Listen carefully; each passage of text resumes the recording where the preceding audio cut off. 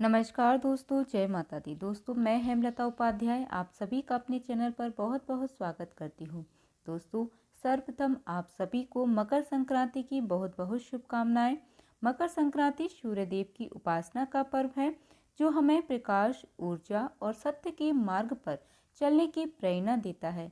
यह दिन केवल ऋतु परिवर्तन का ही नहीं बल्कि हमारे जीवन में शुभता और सकारात्मकता के प्रवेश का भी प्रतीक है। दोस्तों, तिल गुड़ की मिठास से रिश्ते मजबूत होते हैं और पतंगों की उड़ान से हमें ऊंचाइयों की ओर बढ़ने की सीख देती है। दोस्तों, आज हम इस पावन अवसर पर मकर संक्रांति से जुड़ी कुछ कथाएं सुनेंगे जो हमें धर्म, दान और भक्ति का महत्व समझाती हैं। तो चलिए दोस्तों, प्रेम से हम कथाओं को श्रवण करते हैं।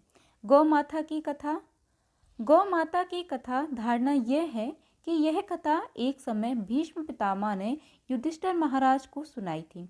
दरअसल पितामह का कहना था कि गाय का मूत्र और गोबर इतना गुणवान है कि इससे हर रोग का निवारण हो सकता है। इतना ही नहीं, इसमें माँ लक्ष्मी जी का भी वास होता है, इसलिए इसे बहुत ही शुभ माना जाता है। हमारे हिंदू धर्म में गाय को माता का दर्जा दिया जाता है। कुछ लोग इसे गाय माँ और कुछ गोमाता भी कहते हैं। यहाँ तक कि अगर हम शास्त्रों का इतिहास देखें तो गाय भगवान कृष्ण को भी बहुत प्रिय है, तो इसलिए वे अपना अधिकार समझकर मैं अपनी गौओं के साथ ही बिताया करते थे। एक बार देवी लक्ष्मी जी ने मनोहर रूपी यानी बहुत ही सुंदर अद्भुत रूप धारण करके गौ के एक झुंड में प्रवेश कर लिया और उनके इस अद्भुत सुंदर रूप को देखकर गौ ने पूछा कि देवी आप कौन हैं और कहां से आई हैं। गौ ने यह भी कहा कि आप पृथ्वी की अनुपम सुंदरी लग रही हो। तब गायों ने एकदम से कहा कि सच सच बताओ, आखिरकार तुम हो कौन और तुम्हें कहाँ जाना है, तुम यहाँ क्यों आई हो। तब देवी लक्ष्मी जी ने, जो कि बहुत अद्भुत रूप धारी थी, उन्होंने विनम्रता से गौ से कहा कि तुम सबका कल्याण हो। असल में मैं इस जगत के में अर्थात संसार में लक्ष्मी के नाम से प्रसिद्ध हूँ और सारा जगत मेरी कामना करता है, मुझे पाना ही चाहता है। मैंने दैत्यों को छोड़ दिया और इसलिए वे सदा के लिए नष्ट हो गए, श्रीहीन हो गए। इतना ही नहीं, मेरे आश्रय में रहने के कारण इंद्र, सूर्य, चंद्र, विष्णु, वरुण तथा अग्नि आदि सभी देवता सदा के लिए आनंद भोग रहे हैं। इसके बाद देवी लक्ष्मी जी ने कहा कि जिनके शरीर में मैं प्रवेश नहीं करती वे सदैव नष्ट हो जाते हैं और अब मैं तुम्हारे शरीर में ही निवास करना चाहती हूँ। लेकिन इसके बाद भी कथा समाप्त नहीं हुई, क्योंकि गौ ने अभी तक माँ लक्ष्मी जी को अपनाया ही नहीं था। देवी लक्ष्मी जी की इन सारी बातों को सुनने के बाद गौ ने कहा कि देवी आप बहुत चंचल हो, इसलिए आप कभी कहीं ठहरती नहीं। इसके अलावा आपका बहुतों के साथ भी एक सही संबंध है, इसलिए हमें तुम्हारी इच्छा नहीं है। तुम्हारी जहाँ भी इच्छा हो तुम चली जाओ। तुमने हमसे बात की, इतने में ही हम अपने आप को तुम्हारी कृतार्थ यानी तुम्हारी आभारी मानते हैं, लेकिन हम तुम्हें अपनाना नहीं चाहती। गौ के ऐसे कहने पर देवी लक्ष्मी ने कहा कि यह तुम क्या कर रही हो, मैं तो दुर्लभ और सती हूँ, यानी मुझे पाना आसान नहीं है, फिर भी तुम मुझे स्वीकार नहीं कर रही। आखिरकार इसका क्या कारण है। यहाँ तक कि देवता, दानव, मनुष्य आदि सब कठोर तपस्या करके मेरी सेवा का सौभाग्य प्राप्त करते हैं, इसलिए तुम भी मुझे स्वीकार करो। और वैसे भी संसार में ऐसा कोई नहीं है जो मेरा अपमान करता हो, सभी मुझे चाहते हैं, सभी मुझे प्राप्त करना चाहते हैं। देवी लक्ष्मी जी की इन बातों को सुनकर सभी गौ ने कहा कि देवी, हम तुम्हारा अपमान या अनादर कर रही बल्कि केवल तुम्हारा त्याग कर रही हैं, और वह भी सिर्फ इसलिए कि तुम्हारा मन बहुत चंचल है। तुम कहीं भी जमकर नहीं रहती, यानी एक स्थान पर नहीं ठहरती, इसलिए अब बातचीत करने से कोई लाभ नहीं, इसलिए तुम जहाँ जाना चाहती हो जा सकती हो। इस तरह से गौ ने माँ लक्ष्मी जी का त्याग कर दिया, क्योंकि गौ को पता था कि लक्ष्मी जी कभी किसी एक के पास नहीं रहती बल्कि पूरे संसार में घूमती रहती हैं। फिर भी महालक्ष्मी जी ने हार नहीं मानी और इतना सब होने के बाद भी अपनी बात जारी रखी।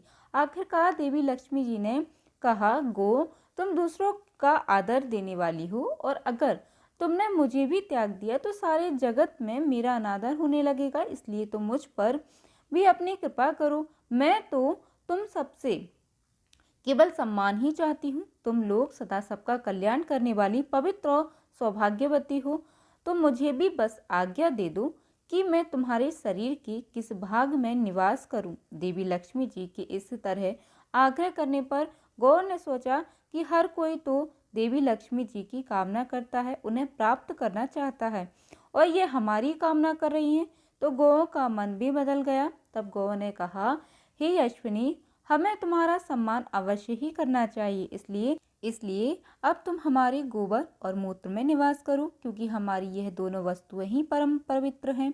तब महालक्ष्मी जी ने कहा, धन्यवाद और धन भाग मेरी, जो तुम लोगों ने मुझ पर अनुग्रह किया, यानी मेरे प्रति इतनी कृपा दिखाई।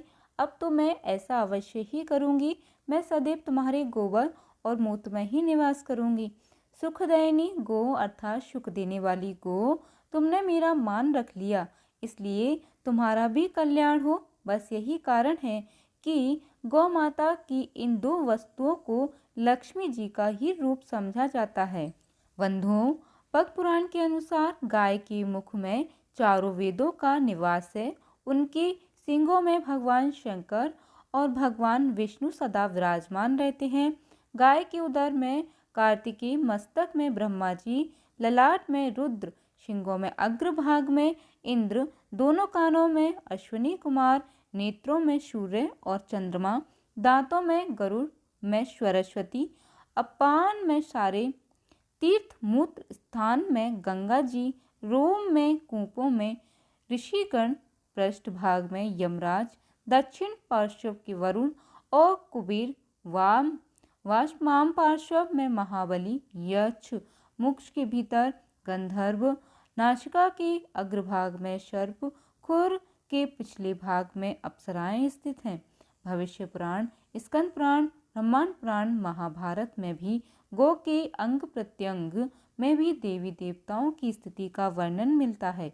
गौ का समूह जहाँ बैठकर आराम से सांस लेता है, उस स्थान की न केवल शोभा बढ़ती है, बल्कि वहाँ सारा पाप भी नष्ट हो जाता है। तीर्थों में स्नान दान करने से, ब्राह्मणों को भोजन कराने से, व्रत उपवास और जप तप और हवन यज्ञ करने से जो पुण्य मिलता है, वही पुण्य गौ को चारा या हरी घास खिलाने से प्राप्त हो जाता है।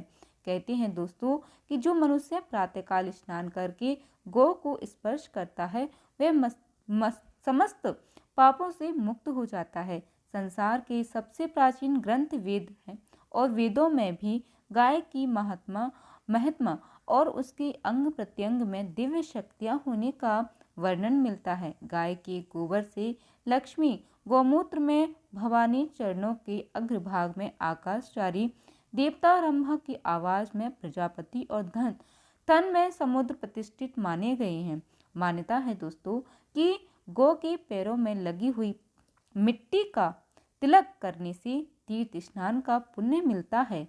यानी सनातन धर्म में गौ को दूध देने वाला एक पशु न मानकर सदा से ही उसे देवी देवताओं के प्रतिनिधि माना गया है, इसलिए गाय को गौ माता कहते हैं। किसी भी शुभ अवसर पर गौ माता की इस कहानी को सुनने से हजारों तीर्थों में स्नान करने का और जीवन भर किए गए समस्त पुण्य कर्मों का पुण्य एक ही क्षण में प्राप्त हो जाता है। यह थी गौ माता की कहानी। प्रेम से बोलिए गौ माता की जय। दोस्तों, अब हम सुनेंगे धर्मराज की कथा। दोस्तों, एक समय की बात है जब पृथ्वी लोक पर बब्रुवाहन नाम का एक राजा हुआ करता था। उसका राज्य बहुत ही सुखद था, समृद्ध था और राजा भी बहुत दयालु थे और अपनी प्रजा का बहुत अच्छे से पालन किया करते थे। इसी राज्य में एक ब्राह्मण हरिदास भी रहा करता था। हरिदास एक तपस्वी था और उसका विवाह गुणवती से हुआ, जो कि बहुत ही सुशील, धर्मवर्ती और पतिव्रता स्त्री थी। गुणवती ने जीवन भर में सभी देवी देवताओं की उपासना की, सभी प्रकार के व्रत किए और वह दान धर्म भी खोल कर किया करती थी। इसके अलावा अतिथि सेवा को वह अपना धर्म मानती थी। ऐसे ही हंसी खुशी और ईश्वर की उपासना करते करते वह वृद्ध हो गई।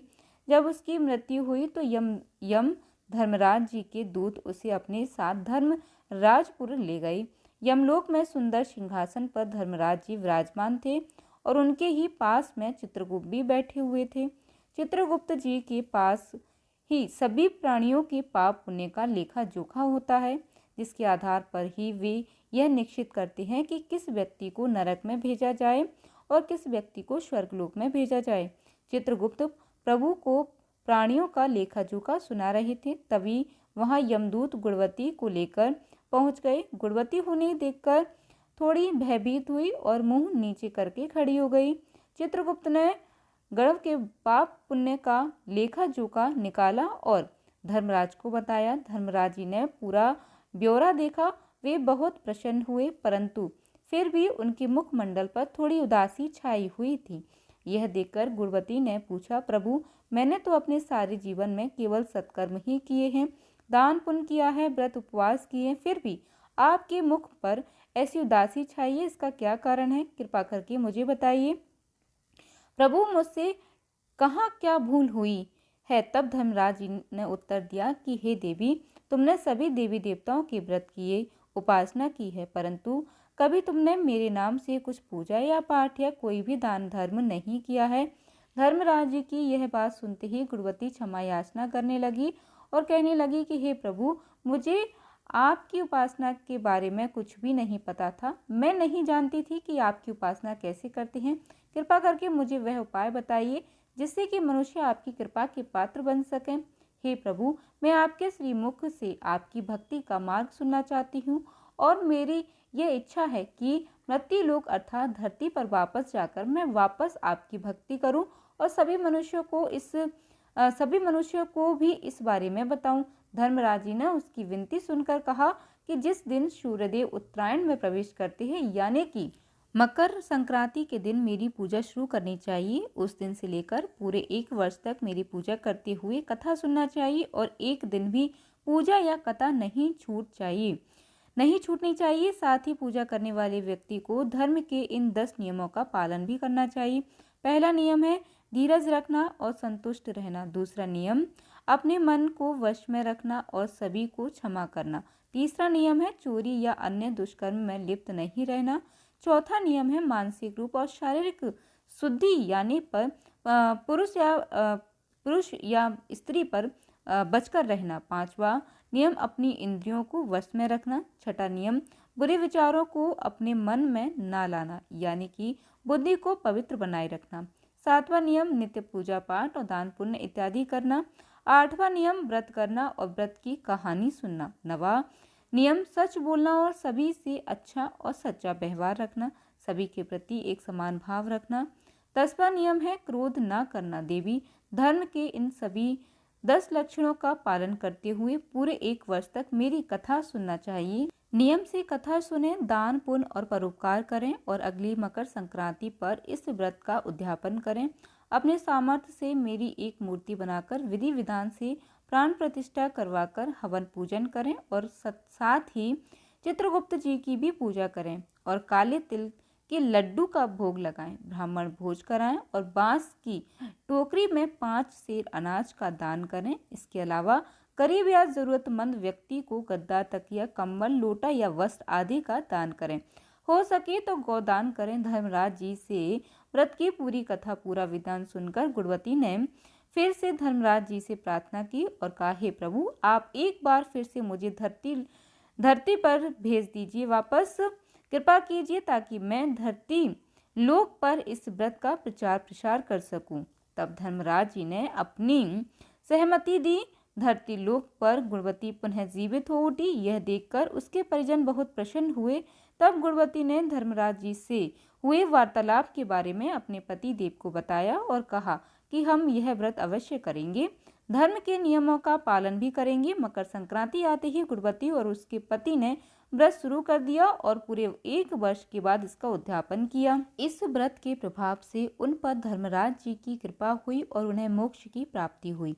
यह थी धर्मराज जी की कथा। बंधुओं, कथा सुनने के बाद सभी को प्रेम से धर्मराज महाराज जी की जय और चित्रगुप्त महाराज जी की जय अवश्य ही बोलनी चाहिए। दोस्तों, अब हम श्रवण करेंगे लपसी तपसी की कहानी, क्योंकि कथा सुनने के बाद अगर लपसी तपसी की कहानी नहीं सुनी तो कहानी का कोई पुण्य नहीं मिलता है। तो अब हम सुनेंगे लपसी तपसी की कहानी। एक बार एक लपसी था, एक तपसी था। तब हमेशा भगवान की तपस्या में लीन रहा करता, पूजा पाठ करता और वहीं लपसी रोज सवा शेर की लपसी बनाकर भगवान को भोग लगाकर खुद जीव लेता था। एक दिन दोनों झगड़ा करने लगे। तपसी बोला, मैं रोज भगवान की पूजा करता हूँ, तपस्या करता हूँ, इसलिए मैं बड़ा हूँ। लपसी बोला, मैं तो रोज भगवान को सवा से लपसी का भोग लगाता हूँ, इसीलिए मैं बड़ा हुआ। नारद जी वहां से जा रहे थे। दोनों को झगड़ा देखकर उनसे पूछने लगे कि अरे तुम दोनों क्यों झगड़ा कर रहे हो। तब तपसी ने खुद को बड़ा होने का कारण बताया और लपसी ने अपने बड़ा होने का कारण बताया। नारद जी बोले, तुम्हारा फैसला मैं कर देता हूँ, तब तुम्हें पता चल जाएगा कि कौन बड़ा है। दूसरे दिन लपसी और तपसी नहाकर अपनी रोज की भक्ति करने आए तो नारद जी ने छुपकर 1.25 करोड़ की एक एक अंगूठी उन दोनों की आंगी रख दी। तपसी की नज़र जब अंगूठी पर पड़ी तो उसने चुपचाप अंगूठी उठाकर अपने पैर के नीचे दबा ली। लपसी की नज़र भी अंगूठी पर, लेकिन उसने ध्यान नहीं दिया और भगवान को भोग लगाकर वह लपसी खाने लगा। अब नारद जी सामने आए तो दोनों ने पूछा, बताइए नारद जी, हम दोनों में से कौन बड़ा है। तो नारद जी ने तपसी से खड़ा होने के लिए कहा। जैसे ही वह खड़ा हुआ तो उसके पाँव के नीचे दबी हुई अंगूठी दिखाई पड़ गई। नारद जी ने तपसी से कहा, क्यों तपस्या करने के बाद भी तुम्हारी चोरी की आदत नहीं गई, इसलिए लपसी बड़ा है और तुम्हें तुम्हारी तपस्या का कोई भी फल नहीं मिलेगा। अब तो तपसी को अपनी इस हरकत के लिए बड़ी ही शर्मिंदगी हुई और वह शर्मिंदा होकर क्षमा मांगने लगा और उसने नारद जी से पूछा, बताइए देवर्षि, मुझे मेरी तपस्या का फल कैसे मिलेगा। नारद जी कहने लगे, अगर कोई गाय और कुत्ते की रोटी नहीं बनाएगा तो उसका फल तुझे मिलेगा। अगर कोई ब्राह्मण को भोजन करवा कर उन्हें दक्षिणा नहीं देगा तो फल तुझे मिलेगा। अगर कोई साड़ी के साथ ब्लाउज नहीं देगा तो फल तुझे मिलेगा। अगर कोई दिए से दिया जलाए तो फल तुझे मिलेगा। अगर कोई सारी कहानी सुन ले लेकिन तुम्हारी यह कहानी नहीं सुनी तो उसका फल तुझे मिलेगा। प्रिय श्रोताओं, उसी दिन से हर व्रत कथा कहानी के साथ लपसी और तपसी की कहानी भी सुनी और कही जाती है। प्रिय बंधुओं, यह थी आज की कथाएं। अगर वीडियो अच्छा लगा हो, कथा आपने प्रेम पूर्वक श्रवण किया हो तो वीडियो को लाइक जरूर कीजिएगा, साथ ही हमारे चैनल को सब्सक्राइब कर लीजिएगा। जय माता दी दोस्तों, धन्यवाद।